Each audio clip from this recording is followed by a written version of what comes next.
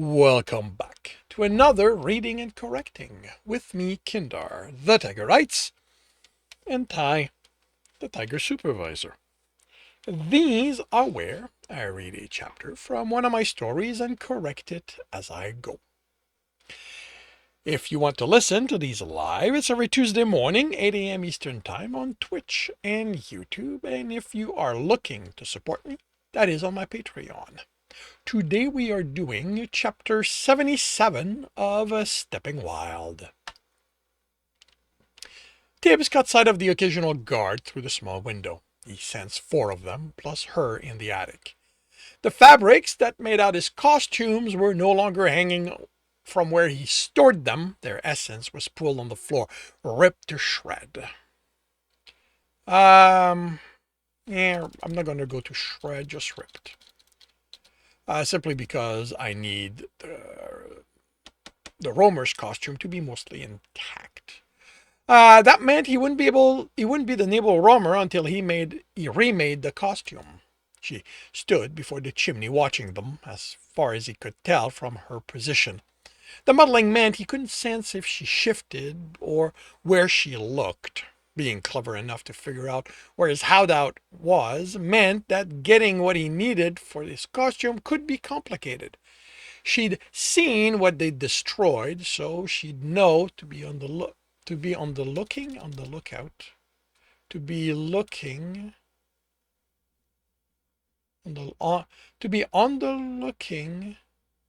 She'd know to be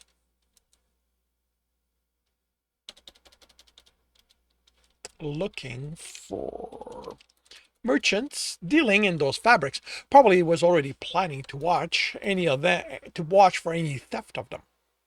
Amusement mixed with his annoyance at how easily he dismissed her because of how young she was. Even knowing she tracked him without help hadn't made him take her seriously. He should have known better.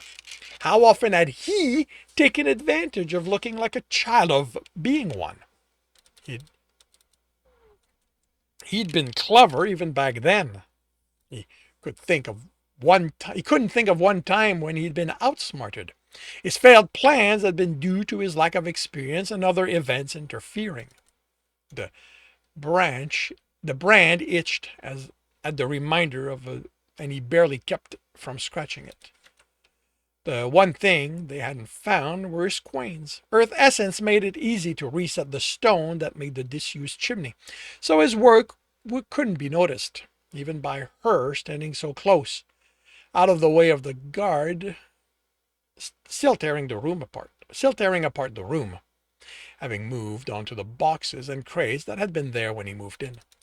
This left him with the scholar's costume in the room he'd paid for as him, the clothes he wore, and the coins he'd collected throughout the day, until he knew if she'd already arranged to have the room watched, he couldn't risk going for the hidden coins there. A guard stepped up to her in front, muddling as he stepped close enough to be in the greenstone's range. His motion was sharp, indicating a chimney, Tibs thought. When she didn't move, the guard joined the others to their destructive search. Had she ordered him back to work? Kept him from wasting time? Searching the clearly unaltered chimney, or he went over what the guards did, how they went about it. The destruction didn't help in capturing the nimble roamer, which was her goal. All it did was give him what they left. All it did was give him what they left of his costumes. Some of the papers he'd used to make his fake ones. Fortunately, any with the scholar's name were in his room. This felt more that she had to stand there while they worked, forced to watch any chance she might have to catch him vanish. The roamer would realize the rooms was watched. Would he see the destruction by peeking in? Then he'd change everything about how he worked. She'd gone to them with what she'd worked out. She'd have no choice. After the capture of the roof, he doubted she could afford to act without the city's approval. She had probably laid out her plan to catch the roamer when he returned to his hideout, only for the city guard to rush there for any proof they could parade in front of the citizens, show the city leaders the proof they had done their job. They'd make sure she couldn't catch the roamer anymore. If she even caught Tibs entering, all she'd have was a thief, not her quarry. Not that the city leaders would care. The only reason, as far as Tibs could think, that they hadn't executed an innocent, claiming he was the roamer, was that he still performed his crimes. They needed to stop that before they could make the claim he'd been caught. This came too close to making that happen. The first thing was to get his coins. Once they left, he'd have to be attentive for anyone watching the building, and he didn't sense people in the alleys or the roofs, other than the roof watchers at their post, without line of sight on the building. Unfortunately, the road it was on was a well-traveled one. All it would take for skilled watchers to remain unseen were a few changes of clothing, maybe as simple as different colored cloak, caps, and shoes, and they could walk a circuit that even he wouldn't be able to notice. Once he had his coins, he needed a new hideout. He should have set up backups. He used to always have more than one, but it had been years since he needed them. He'd made the mistake that got many thieves caught. He'd grown overconfident. If not for his essence, he would have gone up to the window before noticing anything was amiss. And then he'd have to run for his freedom. He needed to quickly remake the nimble roamer's costume. Something else he should have had many of, hidden throughout the city. Too many years without being caught, without even coming close to being caught. At least his lessons was only costing him a few days' delay. They would be busy, but he'd have what he needed to remake. They would be busy, but he'd have what he needed remade in time for his next performance after the theft of the guard's silver. The only thing intact when the guards left were the floors, walls, roof, and the chimney. And that was only from her keeping them from wasting their time on it. He had still outsmarted her. He stopped the forming smile. She'd worked out too much for his confidence to be justified. Once he had his coins, he could rejoice at her not being as clever as she thought. The guards left carrying items to prove they had done their work. The inkpot and quills, a few scored copper he'd been practicing on, hoping to make them look enough like those on the street he could slip them unnoticed, and the roamer's ripped cloak and vest, holding them up for people to see.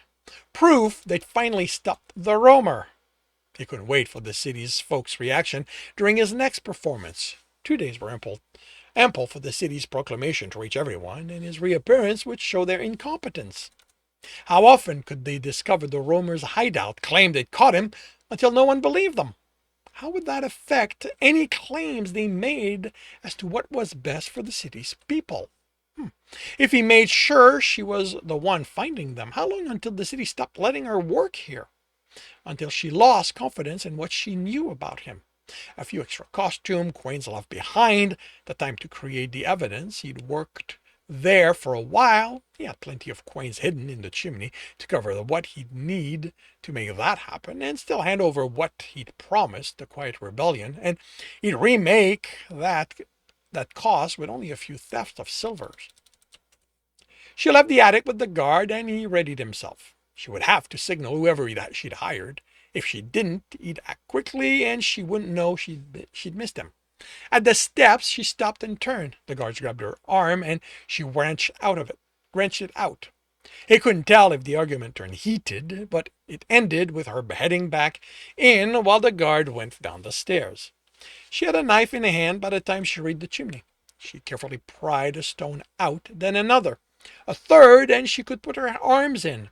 She felt about, and just as Tib figured he'd outsmarted her again, she felt up, touching the metal grate that kept small thieves from coming down it.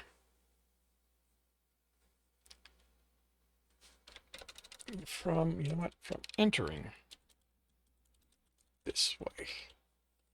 From entering this way. That sounds better. She removed the stone above it until the hole was large enough for her to take the 3 leather bags out.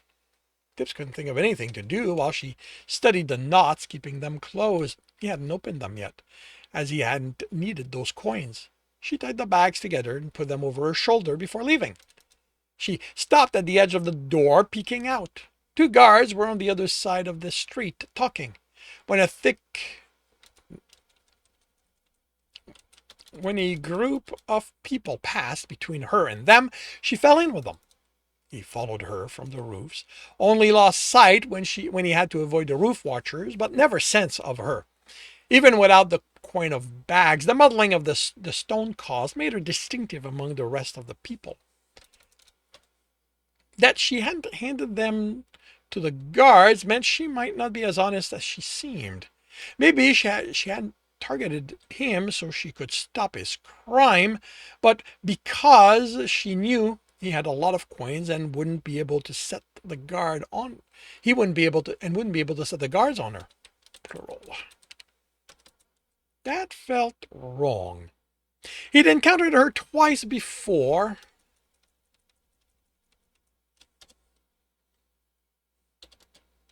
In cities months apart, if she traveled by road, if she used a platform, there weren't enough silvers in those bags to cover that cost over more than a few uses. And she was good enough to have tracked him, found his hideout. That meant she could charge gold for her skill, or possibly electrum, due to her young age.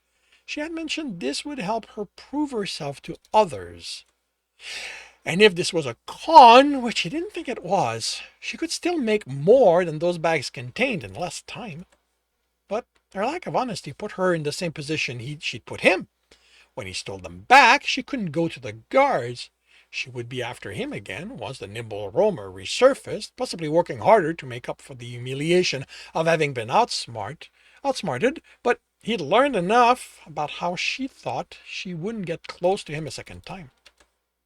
She was on the transportation platform before Tibs realized where they were. And then, when an attendant looked out the door of the building and they resided in, she motioned impatiently. The man didn't hurry to her, and then didn't seem ready to agree to what she wanted until she produced a folded paper, and he read it. Tibs saw disbelief on the man's face, then shame.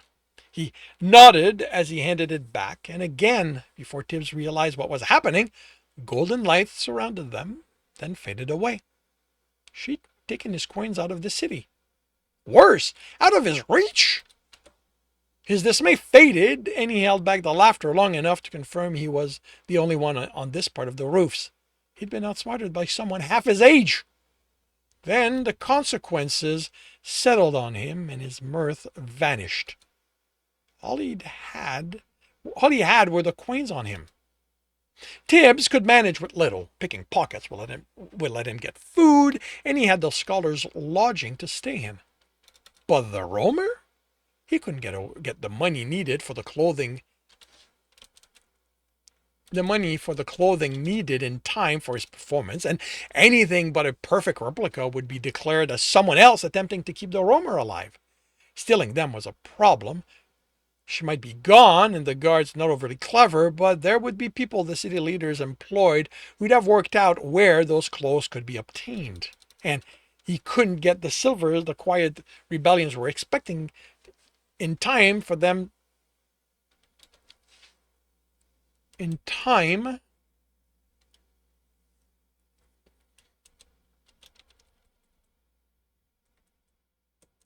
for the morning's delivery. Not unless he was willing to steal from the city's merchant. He also couldn't go to them to explain the situation. As Tibs, he'd be nothing more than someone suspicious, taking advantage of the situation. As the roamer, explaining he'd been outsmarted by a child, would erode whatever confidence they had in him. At least enough, they might decide they needed to know more about who he was. He didn't want to steal from the merchants.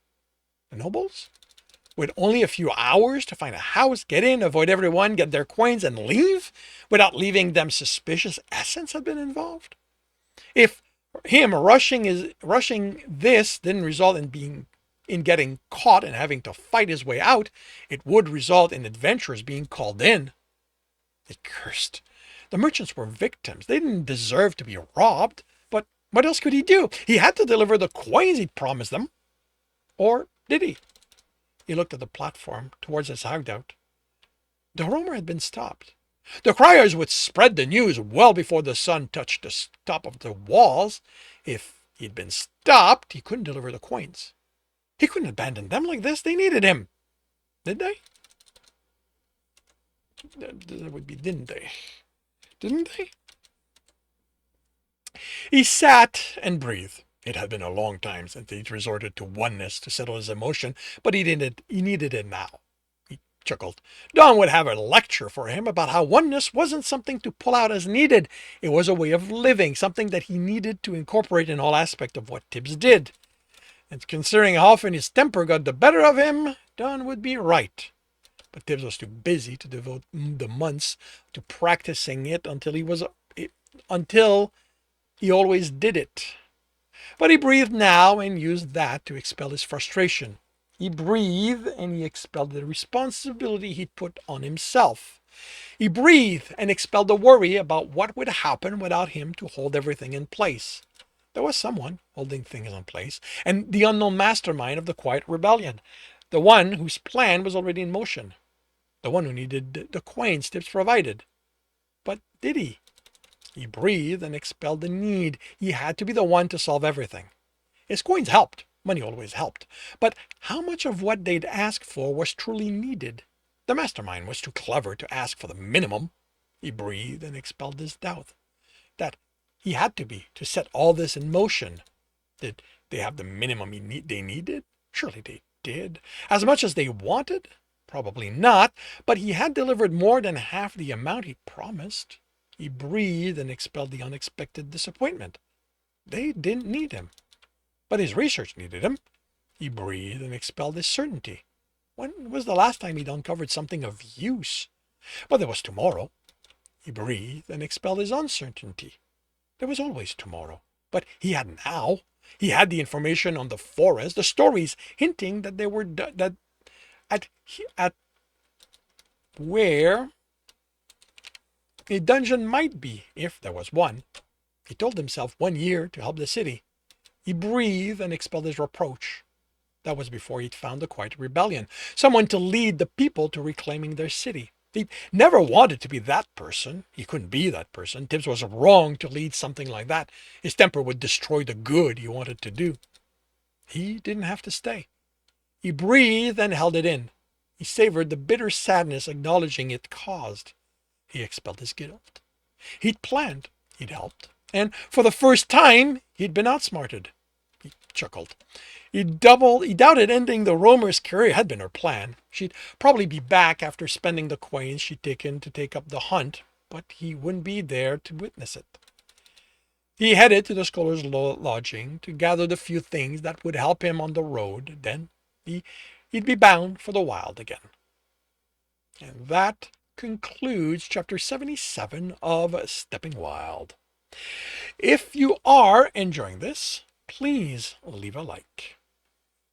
If you want to know when the next chapter will be up, subscribe and read and hit the bell.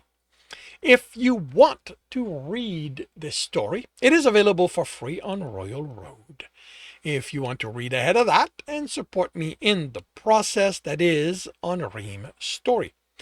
And if you are looking to listen to these live, it's every Tuesday morning, 8 a.m. Eastern Time on Twitch and YouTube. Links are in the notes, and with that, I shall wish you a good day.